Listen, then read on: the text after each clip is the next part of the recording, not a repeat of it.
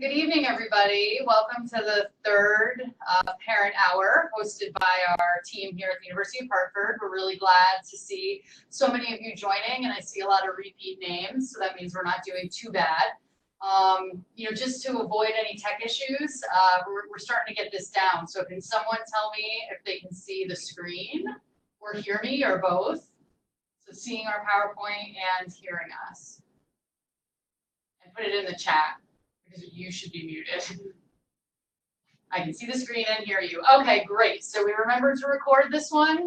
The first one we forgot to record, and the second one you couldn't see the screen the whole time. So, we're going to get this eventually. But we tried to time all of these with, the timing, to make the topics line up with kind of what we expect to be going on here at the university. Right now we're starting the fourth week, so we were thinking of adjusting to the new normal. So we know that your student might be saying things like, I hate it here, or I'm homesick, I want to come home, and we wanted to bring together some people to talk through some of these issues with you. So for those of you who haven't joined before, I'm Jessica Nicklin. I'm the Associate Vice President for Student Success. And tonight I'm joined by Dr. Jeff Berta, our Director of Counseling and Psychological Services. James Brino, this is his third, our student government president, and many other awesome things. I didn't see that in the PowerPoint beforehand, so great. Thank you for coming back. Yes, three sessions in a row. And Mike Ormsby, the director of our Center for Student Success. So you may remember meeting some of us at orientation or talking with us in previous nights, but we're really glad you're here with us. So without further ado, I'm going to turn it over to, I think, Mike. Yeah. Hi, everybody. So some of you actually might remember some of this information from orientation. We had a couple of skits that we went through to kind of give you some realistic scenarios. And one of the reasons we wanted to come back to this information is because I'm sure many of you were probably sitting in the audience and thought to yourselves, oh, my student's never going to do that. And now here it is.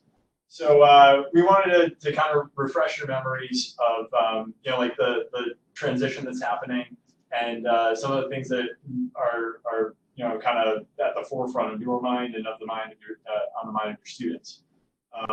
So at this point in time, I think the rubber is kind of meeting the road in terms of students having to advocate for themselves. And you're probably at a point where you're realizing that maybe some things are changing for them. They've had a lot of new experiences, and the difference is really kind of settling in and feeling like reality. So remembering that it is a really big transition. Like it can be easy to think about the focusing on the problems and trying to find solutions, but sometimes it's helpful to take a step back and realize sometimes it's the result of change, and recognizing that change and figuring out a way to accept that change. A reminder that the expectations on the student increased dramatically, especially over in the past few weeks, and that we're now in the middle of a lot of our processes. I mean, we just not too long ago we had deadlines to change classes, and if the student wanted to change a professor, or they wanted to change the time of a class, or they realized that they were signed up to the wrong class, that they had to go around and make those changes. Our first year advisors were certainly happy to help, but a lot of it went back to them to be able to go and get signatures and talk to the right people, and so more of that advocacy is on that student. And we talked about usually the things that we see the best results in terms of students talking with their parents is a combination of empathy, empowerment, and encouragement. Again, not trying to solve the problem. Obviously, if your student's upset or they're feeling the weight of a decision, you want to just make that better, right? But recognizing the feelings involved, reminding them that they have the tools to be able to find the solutions. And encouraging them along the way. It might take 3 or 4 or 5, sometimes even more conversations in order for them to make the move that that they can make. But continuously providing that, because sometimes they need multiple conversations in order for that to happen. And then you can certainly ask us for help. I think we have some email addresses on some of these slides. The CSS at hartford.edu email account is our general collection. And we're happy we've already heard from many parents, and we want to continue to hear from more and how your students are doing and how we can help with whatever challenges they're facing. Any thoughts? Yeah, but this is Jeff, the director of CAPS.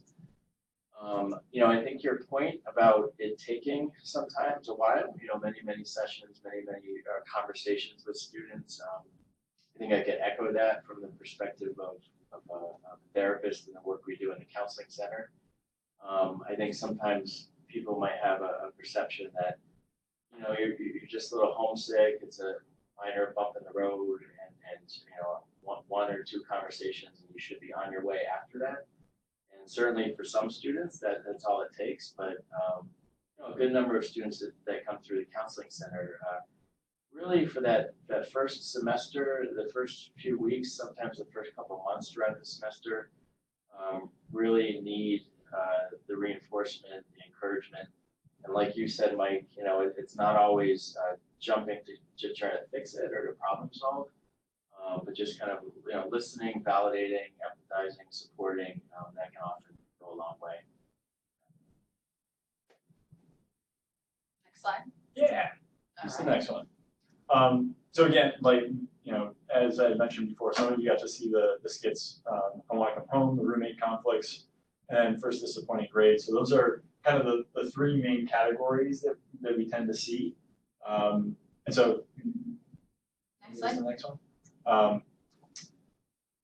When a student says that they want to come home, they want to either come home for the weekend, or they're questioning if this is a good long-term fit for them. Maybe they usually I don't know about either of you, but the concept that I see is if this is the biggest change that a student has experienced, if they've never lived away from home before, or gone away from home for an extended period of time, then change is hard, and it can be. Sometimes they want to move towards the easiest solution, which is to go home, back to comfort, back to what they're familiar with, and so trying to remind them that they put together the tools in order to get here, and change isn't always easy, and to encouraging them to stick it out. And I think you have some suggestions later about maybe scheduling a visit that takes a little bit of time, and giving them some space to feel that discomfort, but allow some consolation, almost like a reward. If you're able to get through this amount of time, then we'll come and visit you, or you can come home for a certain amount of time. Something that I feel like I've been seeing, or just observing, is that I think they see this kind of glorified perception of what college is like in movies and TV, and it's like you're going to be best friends with your roommate and everything's going to be great. And I think it's a little expectation management that right now at week 4 they're in a little bit of shock. I mean, it's almost like a trauma, and like you said, Mike, the biggest change that they've ever probably experienced in their life.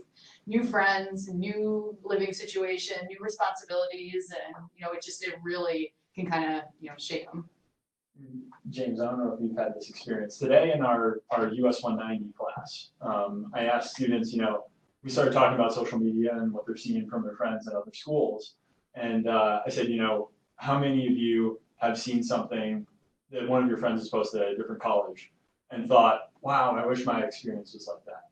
Every single person raised their hand. And then I also asked, how many of you have spent time agonizing over the filter that you're going to apply to a picture on your Instagram or on your social media account? And everybody raised their hand.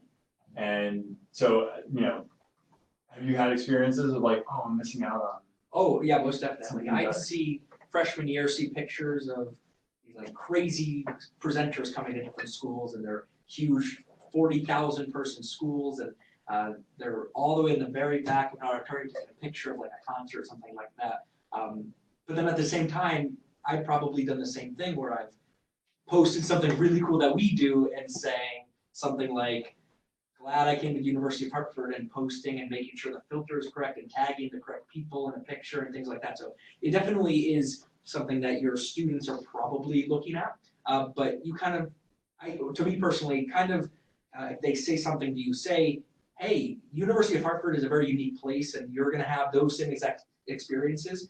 It's not going to be the same as a 40,000 person school and a big football school with these huge stadiums, but we have a really great basketball team, men's and women's, and those games can get really, really exciting. So it's just a different perspective, I think, versus social media. And social media always portrays the light of everything is so amazing and so awesome, but you don't really think of the other parts that they're going to be going through as well, like their classes and how their classes are going. Because no one will post a picture of their classes and say, I love class. So, Class is so fun. yes, exactly. What a great lecture today. Exactly. There's a great TED Talk if you know in your spare time get a chance. I think it's called Small Talk, and the presenter was from the perspective of her first year in college, speaking exactly to what Mike talks about with social media and how she's looking at Instagram and all of her friends and they're having so much fun, and she's doing the same thing and posting the same types of videos, but then can't understand why she feels so lonely. And it just speaks to the perception that they're might be putting out there, but then how they're actually really feeling. So I'll put it in the comments, but it's pretty good. We already talked about resisting the urge to solve the problem, so I won't hammer on that too much more. But encouraging the student to take action, and it doesn't necessarily mean that that's going to, there's no real immediate solution to wanting to come home, but there's small things that the student can do, maybe taking a break from social media if they can handle it, putting their phone away for a little while, if they're joining a club or organization, giving them encouragement to go and meet new people and fill their time with what's around them as opposed to paying attention to what's on the screen and wishing that they were doing something else.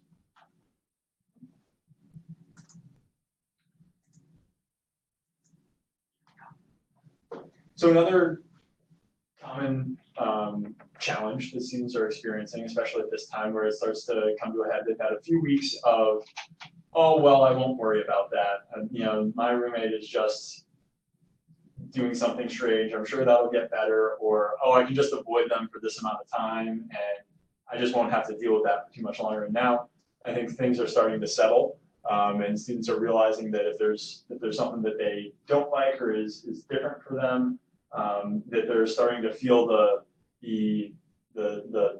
need to confront it, but probably don't feel like they have the tools or necessarily the level of interest in confronting that. And probably most of our students probably haven't experienced that in the past, like sharing a very small space with someone and having a frank conversation with somebody that is so close to them, saying, I don't like it when you do this, or, I appreciate it if you change this. So one of the things is recognizing if they're unsafe or uncomfortable, and that's one of the things that a lot of people on our residence life staff are really good at trying to figure out. Is if sometimes our student, depending on the student, they might say, oh, I can't live with this person, I need a room change. Well, is it that you're uncomfortable, or do you feel unsafe from the other person? And usually it's the uncomfortable, and then we try and figure out ways to talk about that, and how to address that with their roommate. And so some suggestions that can be helpful for your students is focusing on the behavior instead of the person. So rather than saying, you're a bad person because you did this, or I don't like it when you do this. Talking about what the thing is in the room. So, when you leave the light on, it's not when you leave the light on, I think you're a bad person, but when you leave the light on, it's hard for me to sleep. And, I really try and sleep during these hours. Is there an agreement that we can reach that I can get closer to those hours? And, oh man, this is where social media comes back again. I had worked in res life here for a couple of years, and the number of conversations that I had with students where they would talk about, they would articulate a conversation that they had with one of their roommates, And at the end of what they would say, I would have to ask, was this in person? And most of the time it was no. They would talk about a conversation that they had with somebody else, but it was never face to face. And so you don't get the nonverbal body language, and it's uncomfortable. And I think a lot of students are probably less comfortable than they've ever been in having that conversation. But once you get past that, it is such a wonderful life skill to have, to be able to sit in front of somebody and let them know what you would like to change, and for them to provide you feedback in the moment and come to a resolution. Yeah, and I'm just thinking about assumptions. So your thing about the light. So I had a student come to me and say like, oh, I know my roommate is upset with me. She hates me because when my alarm went off this morning for class, she went, ah, and it said, think of the possibility that, your alarm went off, and most of us say, it probably wasn't directed at you. She's probably not upset at you. So just, thinking through like assumptions and, not going to that, horrible kind of place and assuming the worst. Yep. Yes. The likelihood that the roommate at least, has to be up anyways Yeah. is pretty high as well. Yeah, So, exactly. yeah. Yep, it's not personal. It's Exactly. just, yeah. It sounds like you're all doing therapy too. Yeah. I mean, a good portion of what we do, work with students, of course, right, is having students kind of, check in with their assumptions, to kind of test their assumptions out, to keep an eye on those expectations of how terrible things are going to be or how great things are going to be. Not that you shouldn't have hopes or plans for the future, but that could be a setup for future disappointment. For sure. Another thing that is helpful is if your student calls you and says, I'm so angry about my roommate because they did this, that, or the other thing, not necessarily encouraging them to go and talk to them in the moment, or if they happen to be a confrontational person and they want to blow up at that moment, encouraging them to calm down and kind of maybe going through writing out like what they want to talk to the roommate about, or come to see their first year advisors or their RA or their resident director, talking that through with somebody to get some suggestions on words that they might want to use, and having that conversation at a point where they're not as high level emotionally. Yeah, I always think of, if you wrote an angry email to a coworker, you wouldn't necessarily you sleep on it, right? You wouldn't necessarily send it. Sometimes it's just cathartic to get it out there. So almost recommending you do something like that instead of immediately addressing the situation. Write it out and you give yourself however many hours. It's one of those things that it can be very simple in theory, right? This idea of inserting a pause or waiting until you're less reactive, but it takes practice. It's a skill that really needs to be learned. Absolutely. And then the mention of RAs will follow up if they were to do a mediation with a resident. It's not just here I've solved the problem, but most likely they're going to go back and follow up with the residents and say, how are things working out? Did the agreement go as you expected? And check in on your students. And then first disappointing grade, I was talking to a student today who was used to getting A's and B's in sciences, and on their first two quizzes got in the D range. And so we were talking about how failure can be a good thing, that learning from failure is probably the best way. But what I also was really I kind of reminded them the positives of what was happening right now is talking to your advisor and talking to professors about that is really the best course. I mean, it's a problem if they don't ask for help and they want to just brush it on the rug and not do anything about it. And then we get to a place where it's really hard for them to dig out of that hole. But what was really great was we were able to talk about some new strategies. And one of the things that I've been talking about in my US 190 classes, and that I've talked with a lot of students who have come in and are hit with the workload of college classes and the severe differences of high school and college material and how it's presented is just quizzing yourself, and rather than students are used to in K through 12, they've developed habits. And those habits have gotten them good enough results. You know, if they cram the night before, they're able to retain information long enough in their mind and be able to spit it back out, and then they forget it after that. But they've already gotten a good grade, and so they've gotten immediate reinforcement on that behavior, and so those habits have developed over many years. And so those things are hard to break. And so we've been talking about creating new habits, and rather than just cramming that information as close to your evaluation point as possible, becoming regularly, testing yourself on that information, putting the book away and trying to answer questions without the resources available, and putting yourself in the same situation as when you're taking a quiz or a test. And so also the flags that have been happening, that have been being generated by faculty members, I think we're getting a lot of good responses from students who realize that help is available. Maybe not always they're willing to ask for help by themselves, but if a faculty member is encouraging that, there's easy suggestions that we can make and small changes that, provided that they continue to work at it, new habits can really show some really good results. And I think I can attest to this firsthand, that there will be disappointing grades and as a mechanical engineering major, this happens probably more than you think.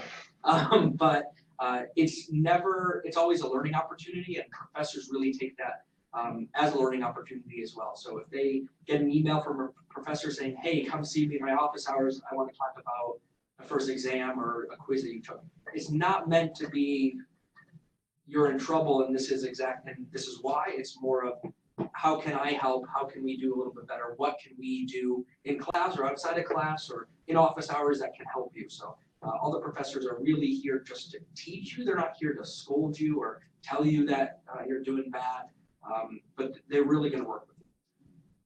How are you as a high school student?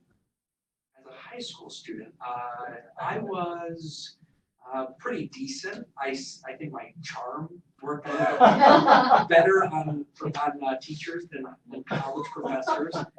So I was pretty decent in high school. I would say that I am a different type of student in college than in high school.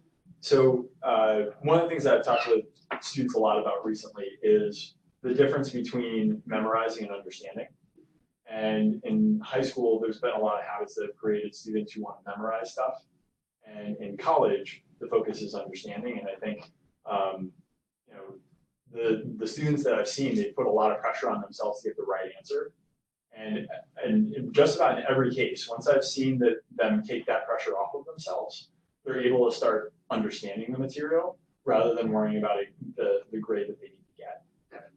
I think partial credit is something that is really great in college, because if the professor sees you going towards the correct answer, they're going to be more likely to give you credit for it. It's not as you need to get everything 100% correct. If you're on the right track and you're understanding, you know exactly how to do a problem.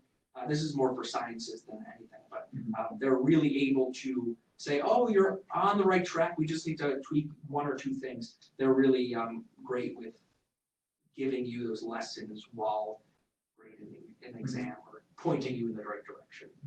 And just a couple of, I just looked up the academic calendar and a couple of little detail type things you might want to know about. So November 12th is the last day that students can drop a class or change to a pass, no pass. And I'll write that in the chat box. So students have the option each semester to take one of their non-major classes. It can't be a major class and it can't be a writing class, the WRT classes, as a pass, no pass. So let's say they're really worried about hurting their GPA, but they think they might get a C in bio. They can change the class to a pass, no pass.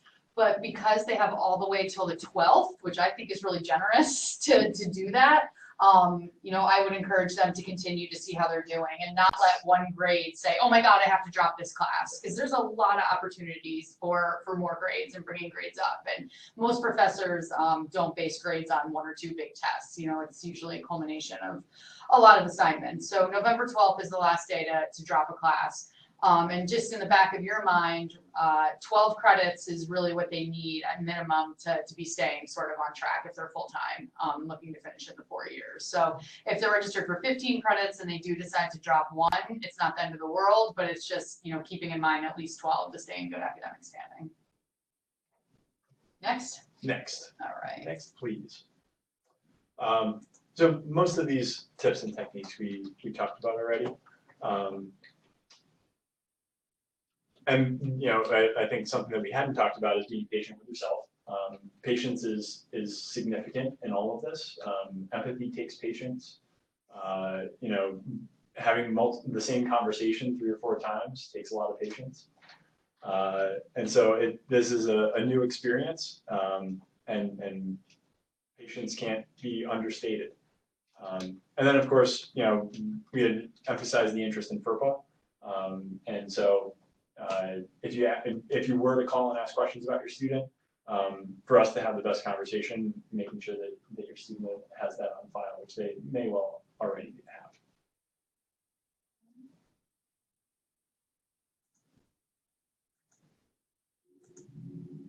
And I'll put all these emails in the chat box on the way out. Yeah. All right, This Jeff. is me. Hello, everybody. So I'll do a quick overview of CAPS, Counseling and Psychological Services. Your therapist on campus, as it says there. So I'm a licensed clinical psychologist, and we have 2 other licensed psychologists on staff, another master's level student or worker, and we have a number of clinical trainees who are in doctoral programs. And basically, it's really easy for your student to make that first appointment, and I encourage you to encourage them if you feel like they could use that support. Making an intake, you can just give us a call, 860-768-4482, or you can stop up to January Student Union 313.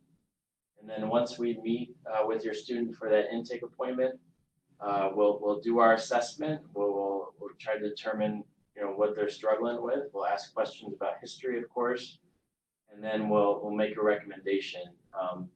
I would say for a good number of students coming into the counseling center these days tend to be freshmen, and the word that I'm hearing over and over again is just feeling overwhelmed, and students kind of looking like a deer in headlights and not quite knowing, you know, what are the next steps for me to take.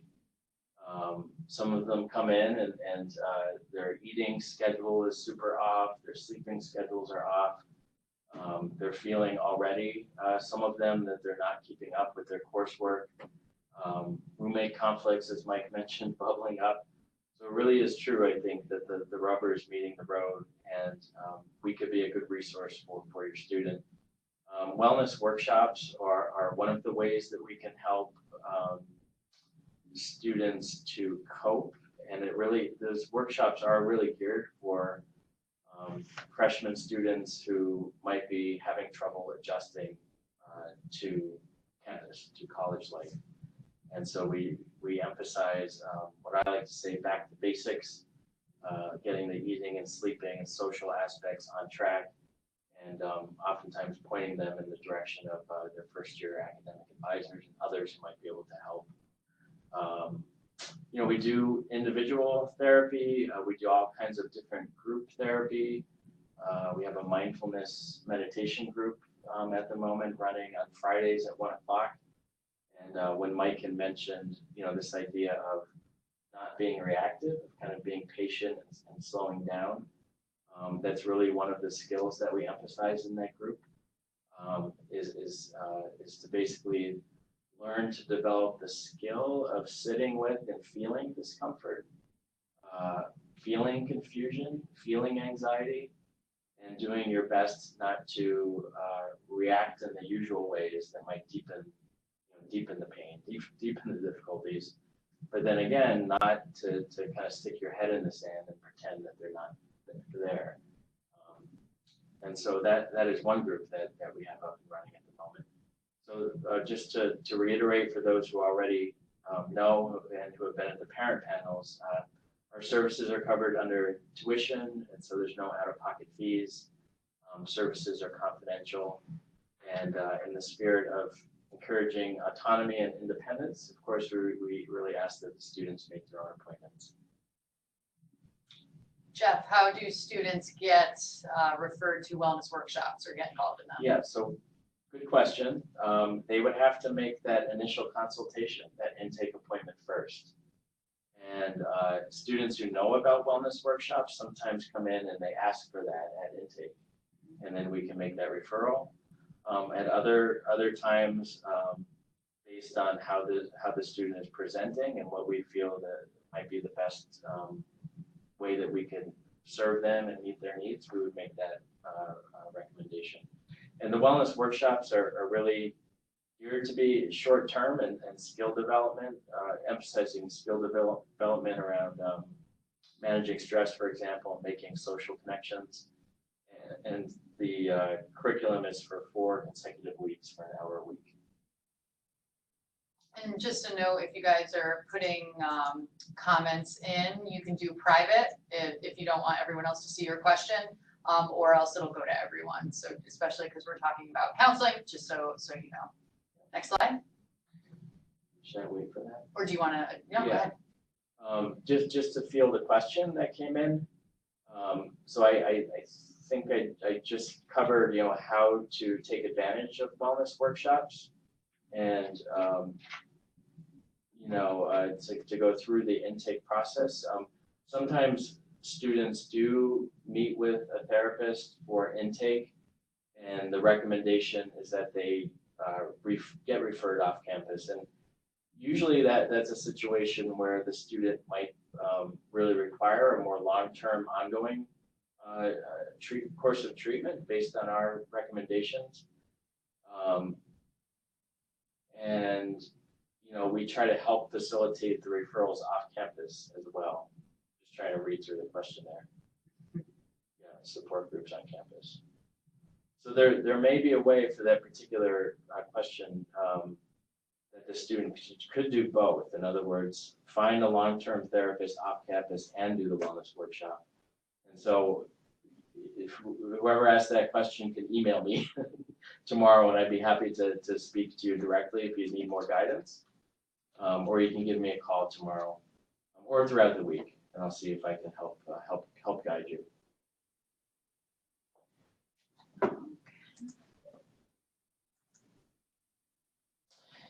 Yeah, so part of the wellness workshops, one of the first sessions, we talk about homesickness, and this, we got together with my staff and we're like, well, what is homesickness, right? And what actually is it?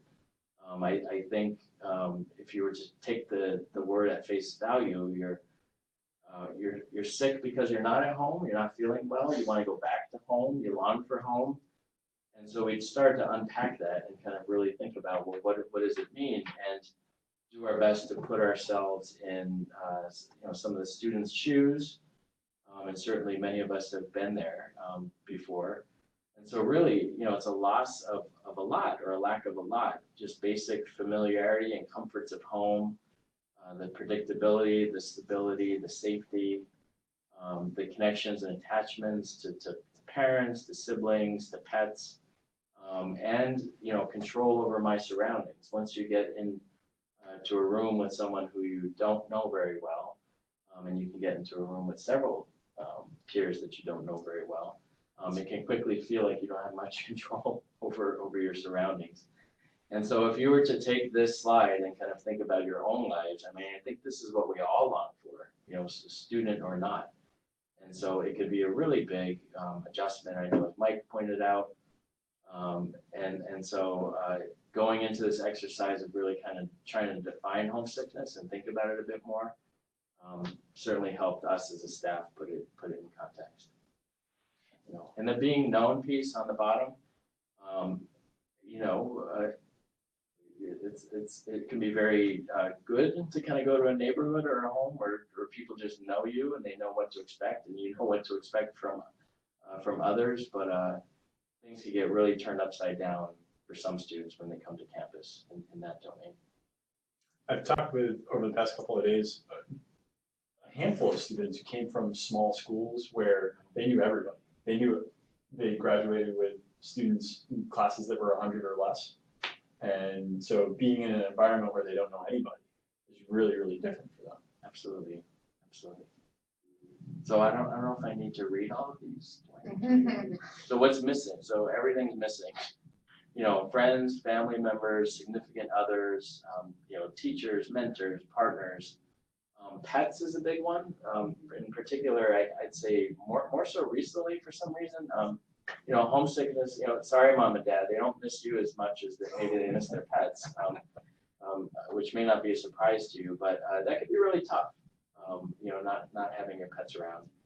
And again, your own space, home cooking, for students who may have complained when they were at home about the cooking, all of a sudden they miss it really, really badly, and they want to have the home cooking, and there's complaints about the food on campus. So adjusting to that piece can certainly be part of it. And just not having a car. It can be nice when you're at home, if you have that option to just kind of jump in the car and go where you want, do what you want. And students, I know, can sometimes feel like they're trapped. There are a lot of options they got on campus. So there's shuttle that runs on the weekends, but there's also CT Transit, CT Fast Track. When I was a freshman and sophomore, I didn't have a car on campus, and I learned how to take CT Transit, CT Fast Track, West Hartford Center.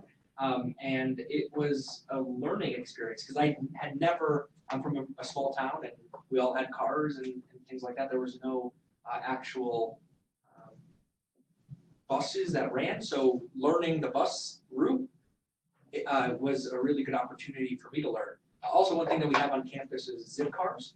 It's Yeah, are we sure about we have those? Yeah. Yes, we do. Yeah, I just saw two actually today. All right, cool.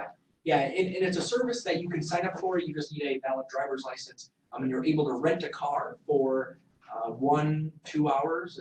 I think actually as long as you'd like, and go around, and the gas is paid for by the company with the fee that you pay. All you have to do is sign up, and I believe the first year is like pretty, I think it's free for Hartford students the first year when you sign up for it. But all that information can be found online by just Googling Zipcar University of Hartford, and it comes up. Right? Yep. So there's potential ways to get off campus. Get your groceries. Okay.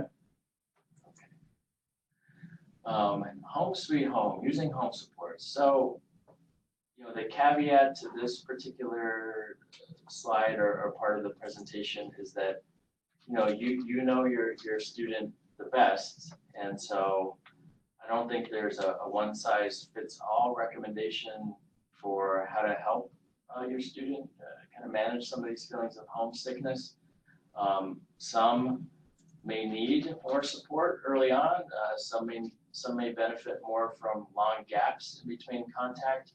But I would say, you know, talk to your student about what might work best. And there's a lot of options these days, obviously, phone calls, FaceTime, Skype, texting. Students still really appreciate care packages, and so that could be a nice way where you feel good giving them some care through the mail, and they certainly love to receive it. Inviting people to campus, planning those visits out, and planning a well-timed visit home. And I think the emphasis on well-timed is that it's important, I think, for, you know, when I talk to students to be thoughtful about, you know, is now a good time? Are you leaving campus, you know, when you have a lot of other things going on, or when you need to study? Because sometimes the motivation or the intention behind going home can be a desire to just escape from feeling overwhelmed and to manage the anxiety, rather than something that's kind of maybe better thought out and better planned. And that goes for your on your end too. You know, when do you want your student home? When do you want your child home? So having that conversation in advance, I think, would be really useful.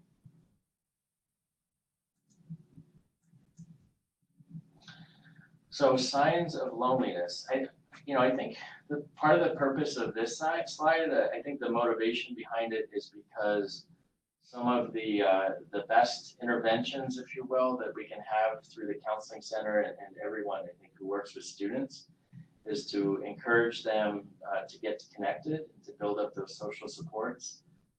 Some students are introverted and maybe that doesn't sound like very much fun to them, and Other students might be a little more extroverted and like to have a lot more social connections.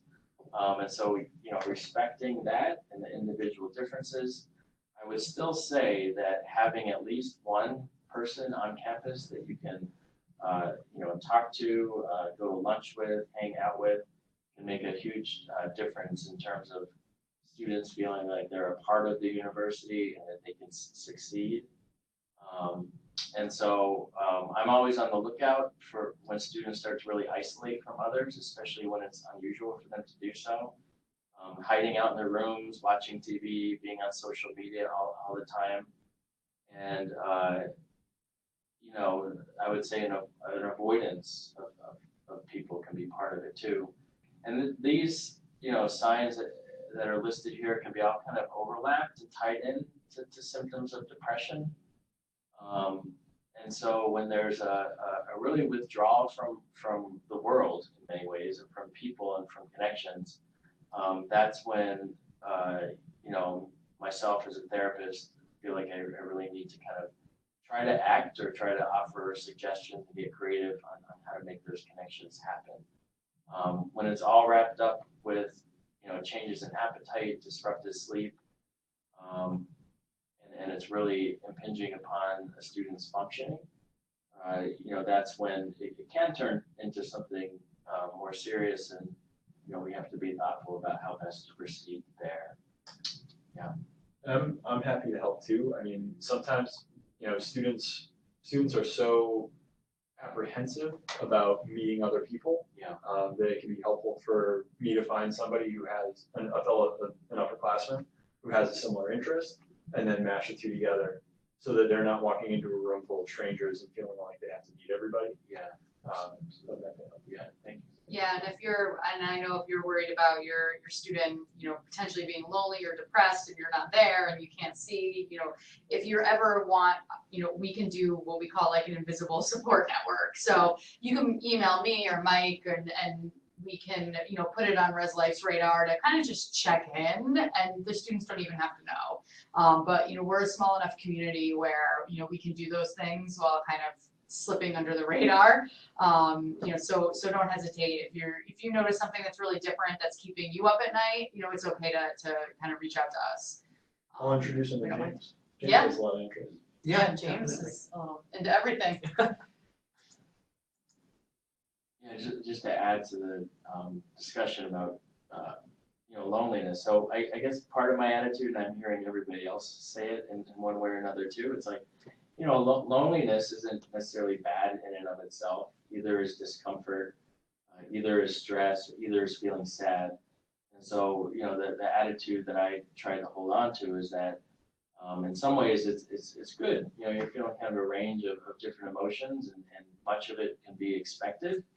I think as you go through these big transitions, you really, when it starts to get like very frequent or common or intense, and it starts to impact functioning, is when something might need to change.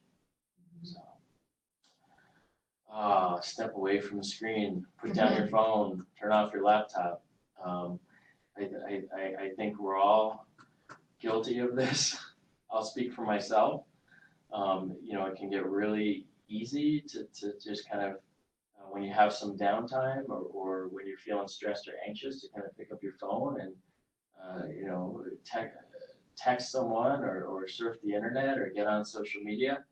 And I don't want to demonize that and say that that's bad in and of itself, but I actually, part of the mindfulness group when I ran it was an encouragement to, put down the technology for a little bit and see what it's like.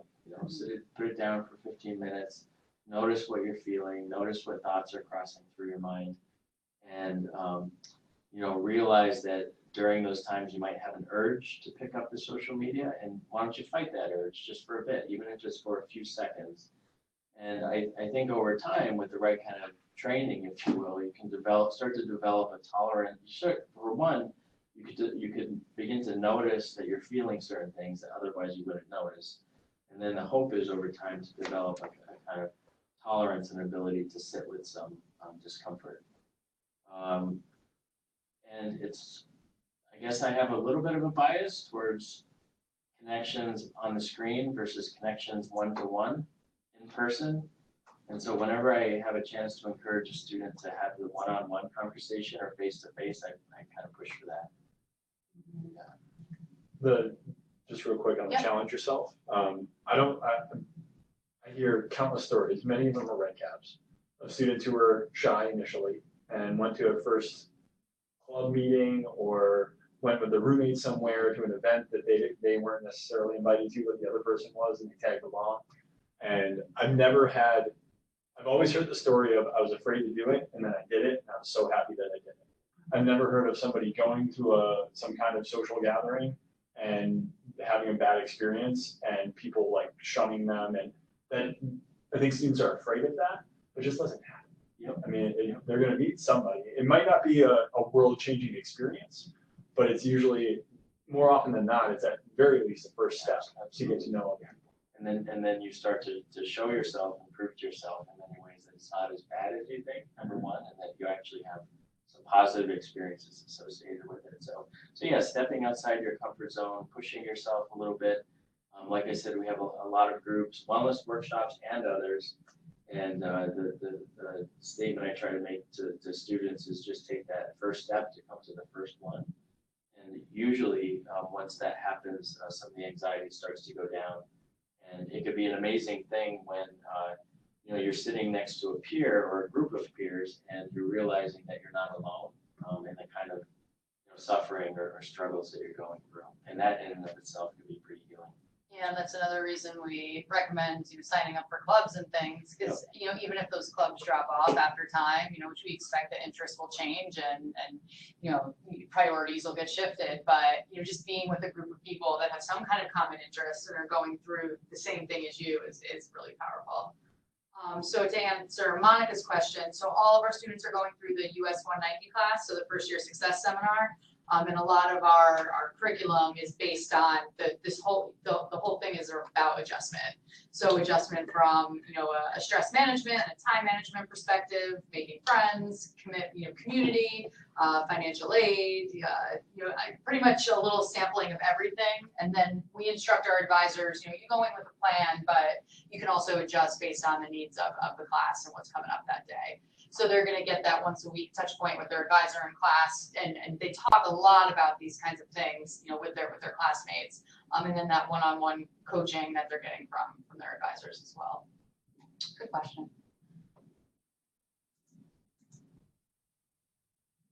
So again, this is about connecting to others, and a lot of this, the purpose of this slide, I think, is to really.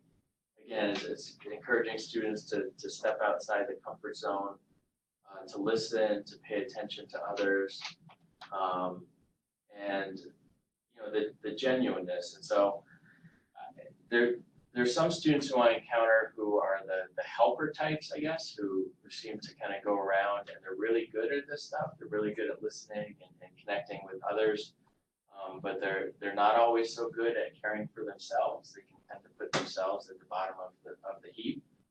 And so, for those particular students, they might be feeling overwhelmed and having trouble adjusting because immediately, quickly, wherever they go, other peers tend to gravitate towards them and they try to fix and support others. And so the intention may be good. They might be coming from a good place and it might be very heartfelt. But when I talk to them, they're feeling overwhelmed in part because they're taking on too much of other people's stuff. And I know this isn't the direct focus of the slide, but I think it's worth mentioning is that the self-care piece and setting boundaries with others and prioritizing the exercise, the eating, the sleeping, and trying not to get pulled into so many directions with all the different people that you're meeting could go a long way in terms of helping students manage their stress and adjust. And extend the invite. Sometimes students might be shy or introverted or anxious about taking that first step, to just kind of ask someone they sit next to in class or someone they feel they might have a connection with to do something. And it doesn't have to be this grand thing. It just could be going over to Commons and having a meal together. And so I know I've worked with students who will do those with seemingly very small steps that you don't think maybe would amount to much. But over time, taking those few steps, friendships start to develop and connections start to happen.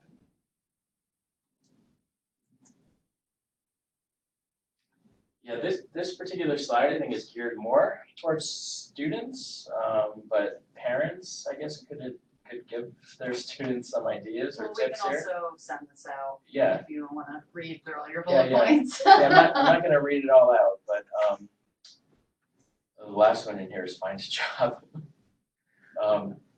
Having meaning and having purpose, right? It's a huge part of life for all of us. Yeah, even if it's something boring. Even if it's something boring. It's somebody where, somebody's expecting you to be there at a certain time. Yes. Gives you somebody to talk to at certain points. That you have to talk to. I mean, we've all had situations where, haven't we? We don't always want to go to school. We don't always want to go to work. And then we start the day, we get there, we start talking to people, and we forget all that. Yeah. And things go better. And so that could be getting to class when you don't want to, finding a job on campus so that there's a responsibility and you feel like you're contributing, and beginning to establish a stable routine, I think could be important, a regular routine.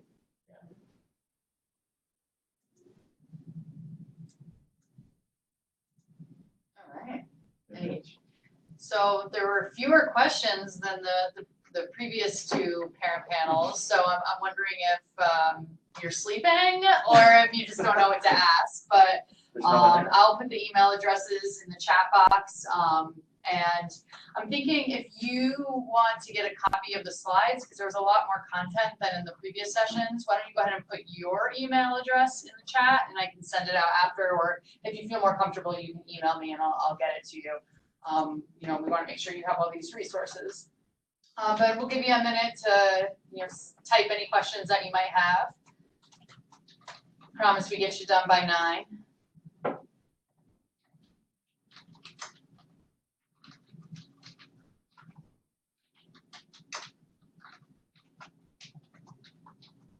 Just Brino? Oh, Jay Brino.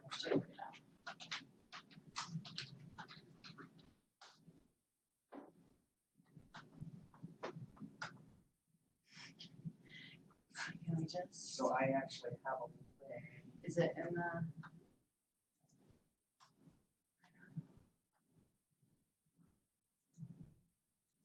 So I went on Google and just typed in zip cars, University of Hartford, and it was the second link. And it's a $25 fee per year, and then you pay, and that covers like the insurance for the car because it's insured. And then from there, it's like $7 or $8 per hour to rent a car. Is it a Zipcar website? Yep.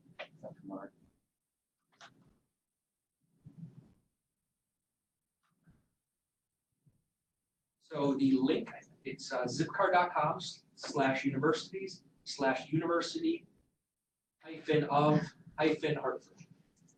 Or you can Google it. Yes. Did you repeat that? Yeah, Zipcar. Zipcar. Oh,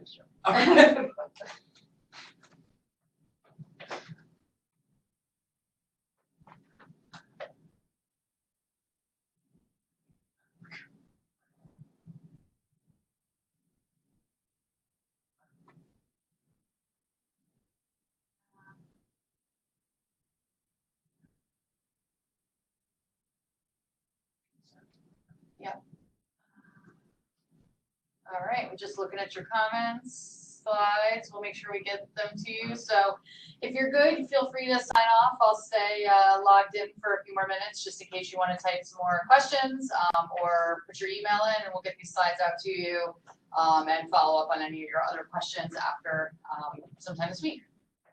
So thank you. Thanks for joining us. Have a good night, everybody. Thank you.